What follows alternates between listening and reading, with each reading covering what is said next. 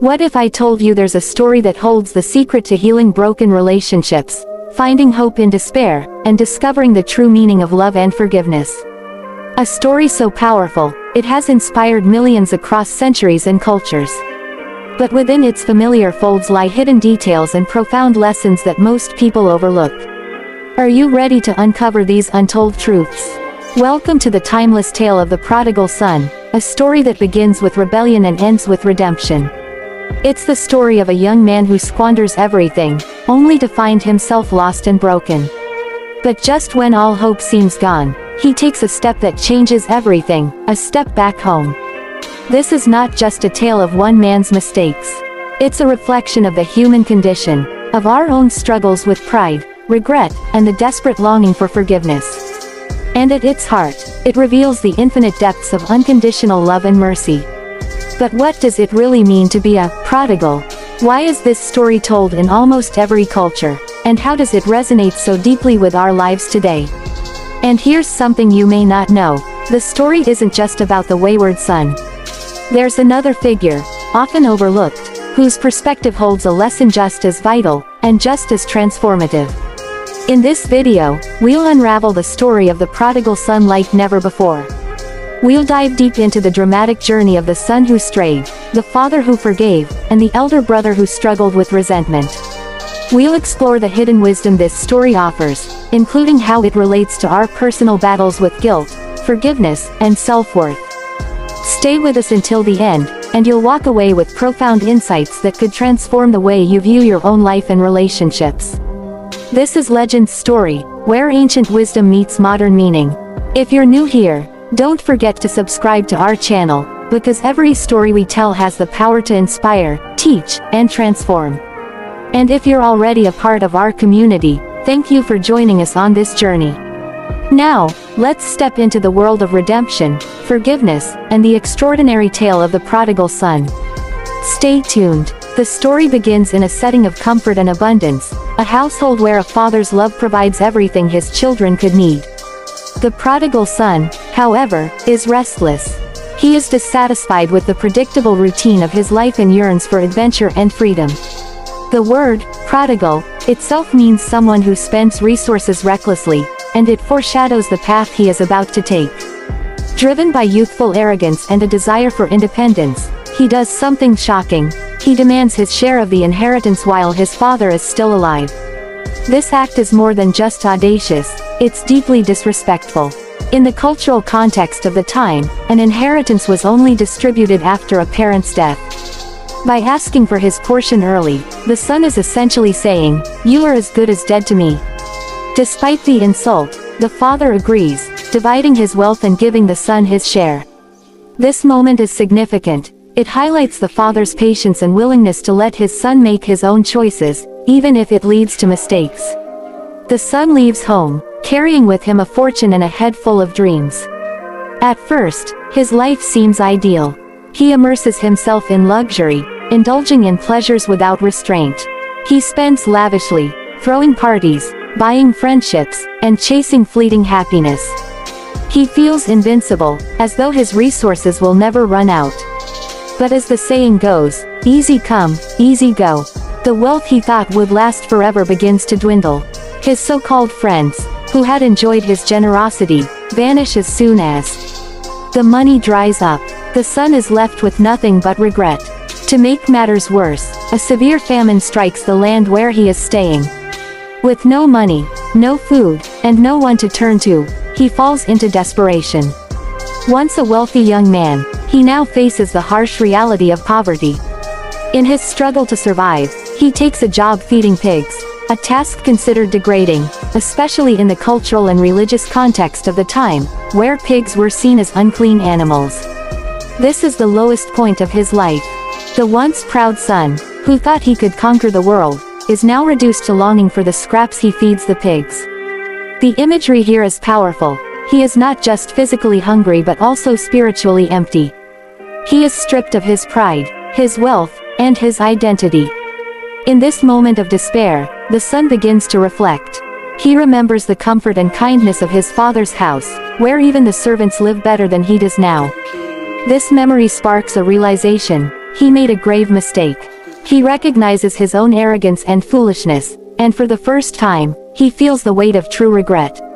This section of the story is a profound commentary on human nature.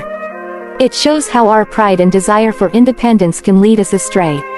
The prodigal son's fall is not just a physical descent into poverty but a moral and spiritual decline that mirrors the struggles many of us face when we chase fleeting pleasures or make choices without considering the consequences. This is the turning point where the seeds of redemption are planted. His journey back home begins, not in action but in his heart, as he starts to grapple with his failures and the possibility of seeking forgiveness. Stay tuned as we explore what happens next, the moment of his return and the extraordinary reaction that awaits him. In the pit of despair, surrounded by filth and hunger, the prodigal son experiences a powerful moment of clarity. His reckless decisions and the false allure of freedom have led him to ruin, and now he must confront the reality of his actions. This is more than just regret, it's the awakening of self-awareness. As he looks at his dire circumstances, he recalls his father's household. Even the servants there, those who worked for his father, had enough to eat and lived in dignity. This memory is like a beacon of hope piercing through the darkness of his despair. For the first time, he acknowledges how far he has fallen. The son begins to reflect on his choices, realizing the depth of his mistakes, the arrogance in demanding his inheritance, the wastefulness of his wealth, and the betrayal of his father's trust. But this moment is not just about regret, it's about transformation. The son doesn't simply wallow in his misery. Instead, he makes a decision that marks the turning point of his journey. He resolves to return to his father, not as a son but as a servant. He thinks, I am no longer worthy to be called his son. But perhaps he will let me work for him, just as one of his hired men. This thought reveals the depth of his humility. The once proud and entitled young man now sees himself as unworthy of his father's love. He no longer expects anything, instead, he is prepared to accept whatever scraps of mercy his father might offer. This humility is the key to his redemption. The journey back home is not just physical but deeply emotional and spiritual. Imagine the inner turmoil he must have felt. With every step, he battles fear, shame, and doubt. Will his father reject him? Will he be met with anger or scorn?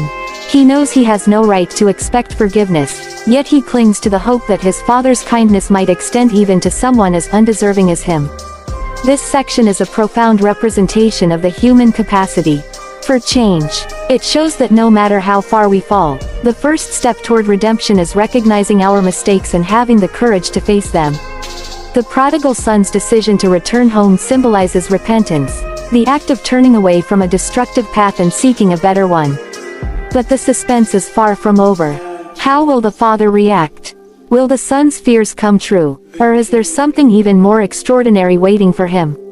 In the next section, we'll uncover the father's response and the profound message it carries about love, forgiveness, and second chances.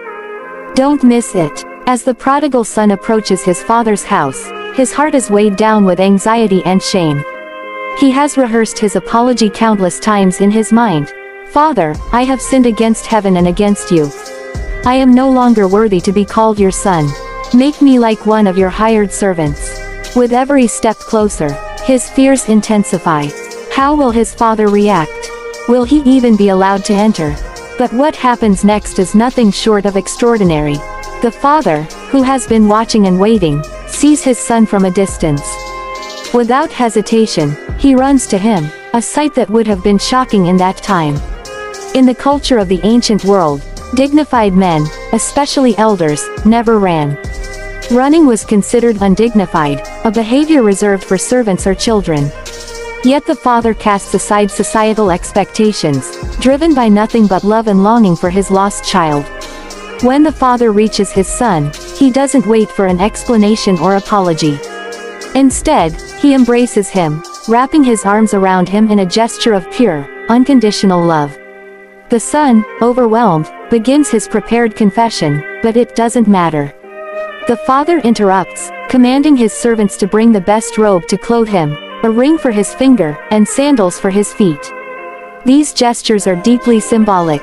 The robe, a sign of honor and restoration, showing that the son is not a servant but a member of the family. The ring, a symbol of authority and belonging, representing the son's reinstatement as his father's heir. The sandals, in that culture, only free men wore sandals, slaves and servants did not. By giving his son sandals, the father declares him free and fully restored. But the father's generosity doesn't stop there. He orders a grand feast to celebrate his son's return, saying, "This son of mine was dead and is alive again, he was lost and is found." His joy is boundless, and he spares no effort in expressing it. This moment is the emotional climax of the story, revealing the father's incredible capacity for forgiveness and grace. It's not just about welcoming his son back, it's about erasing the shame of his mistakes and restoring him completely. The father's actions reflect a profound truth. Love that is unconditional doesn't keep score. It doesn't demand explanations or restitution. It simply embraces and forgives. This is the heart of the story's message, that redemption is always possible and that love has the power to heal even the deepest wounds. But the story doesn't end here.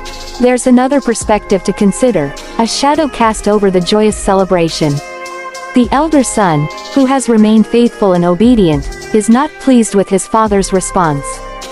His reaction introduces a new layer of complexity to the story. Stay with us as we explore the elder son's resentment and the father's lesson on fairness, love, and the value of a reunited family in the next section.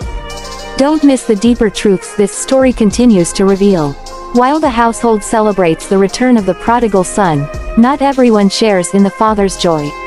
The elder son, who has remained loyal and hardworking, hears the sound of music and dancing as he approaches the house. Confused, he asks a servant what is happening. When he learns that his younger brother has returned and a feast has been prepared in his honor, his heart fills with anger and bitterness. The elder son refuses to join the celebration, and his father, noticing his absence, goes out to plead with him. This interaction introduces a striking contrast to the father's joyful welcome of the prodigal son.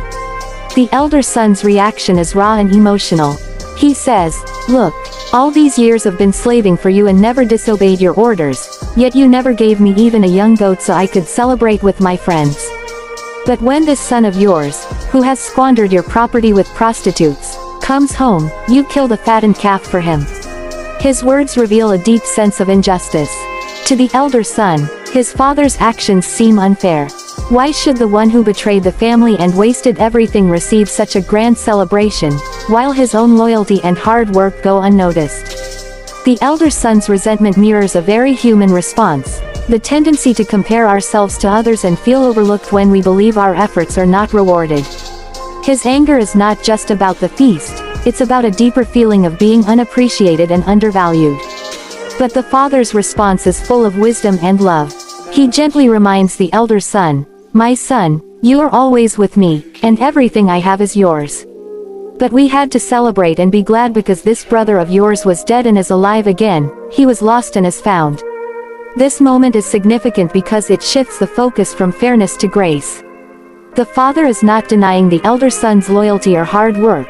Instead, he is teaching him, and by extension, all of us, that love is not a transaction. It's not about earning rewards or measuring who deserves more. The celebration is not a rejection of the elder son but a recognition of the miracle of redemption. The elder son's perspective also highlights another layer of the story, the danger of self-righteousness. While the prodigal son's sins were obvious, the elder son's flaws are more subtle. His resentment blinds him to the joy of reconciliation and the value of forgiveness. In his focus on fairness, he forgets the importance of compassion and unity. This part of the story leaves us with an open-ended question: how do we respond when others receive grace that seems undeserved? Do we celebrate alongside them, or do we let jealousy and pride cloud our judgment? The father's plea to the elder son is not just a call to join the celebration, it's an invitation to understand the boundless nature of love and forgiveness. In the next and final section, we'll explore the powerful lessons this story offers about redemption, forgiveness, and the transformative power of unconditional love.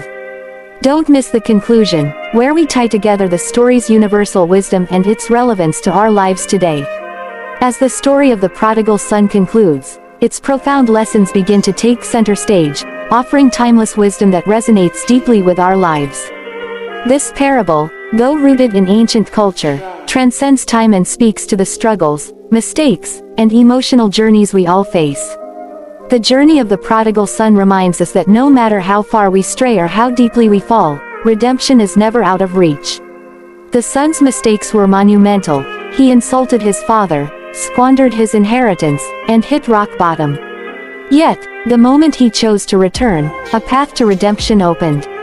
His story teaches us that the first step toward healing is acknowledging our wrongs and taking responsibility for them. This message is incredibly relevant today, as many of us struggle with guilt and self-doubt. The prodigal son's return shows that it's never too late to change, to seek forgiveness, and to start anew. At the heart of this parable lies the father's extraordinary love. His actions defy expectations. He doesn't demand an explanation, reprimand his son, or exact punishment. Instead, he runs to meet him, embraces him, and restores his dignity without hesitation. This love is a reflection of divine grace, teaching us that true love is not earned but freely given. It's a reminder that forgiveness is a powerful act, one that can mend even the deepest wounds and rebuild broken relationships. For many, this love is also a call to examine our own capacity to forgive. Are we holding on to grudges or waiting for others to earn our forgiveness? The Father's example challenges us to let go of resentment and embrace those who seek reconciliation. The elder son's reaction offers a cautionary tale about pride and self-righteousness. While he never left home or disobeyed his father, his resentment reveals an inner struggle with envy and a lack of compassion. His inability to celebrate his brother's return shows how self-righteousness can blind us to the beauty of grace. This part of the story invites us to reflect on our own hearts. Do we judge others harshly for their mistakes? Do we compare ourselves to others and feel entitled to rewards? The elder son's journey is a reminder to focus on love and unity rather than fairness and merit. The prodigal son's story resonates across cultures and religions because it reflects universal truths about the human experience. We all make mistakes. We all yearn for love and acceptance. And we all have moments of doubt and resentment. This parable speaks to our shared humanity, offering hope that even in our darkest moments, we are not beyond redemption. It's a story of second chances, of finding our way back home, whether that home is a family, a community, or a spiritual path. The story challenges our notions of fairness. From a human perspective, the elder son's complaint is valid. Why should someone who squandered everything receive a lavish celebration? But the father's response shifts the focus from justice to grace. Grace is not about what we deserve, it's about what is freely given. This lesson is particularly powerful in today's world, where people often seek to assign blame or demand punishment. The prodigal son's story reminds us that sometimes, love and mercy are more transformative than justice. The parable of the prodigal son is more than just a story, it's a mirror that reflects the best and worst of human nature. It's a call to humility, a celebration of forgiveness, and a testament to the power of love to heal and restore. As you reflect on this story, ask yourself, are there people in your life who need your forgiveness? Are you willing to take the first step toward reconciliation?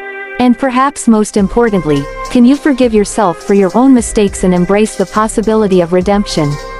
At Legend's Story, we believe every tale has a lesson to teach. If this story moved you, consider subscribing to our channel for more inspiring stories that blend ancient wisdom with modern meaning. Thank you for joining us on this journey, and we'll see you in our next video.